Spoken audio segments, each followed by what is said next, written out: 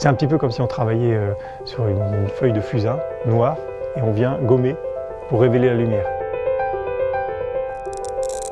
C'est un puzzle et chaque pièce est sertie de plomb et à chaque intersection, chaque croix, on soude à l'étain.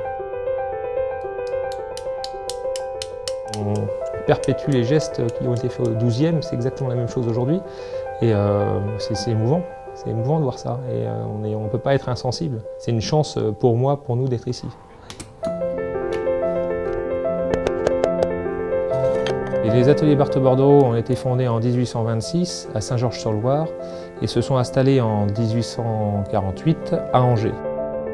L'entreprise est une référence, elle est notamment appréciée pour ses travaux pointus de restauration et également de création de verrières en vitrail. Nos vitraux, on peut les retrouver partout, sur les chapelles des Verrières du Dôme des Invalides, la cour Le Fuel du musée du Louvre, plus proche Saint-Donatien, une basilique qui a pris feu à Nantes, la cathédrale de Nantes évidemment, l'abbaye royale de Fontevraud, le Mont Saint-Michel. On est dans un métier d'excellence, on va chercher à chaque fois ce qu'il y a de mieux.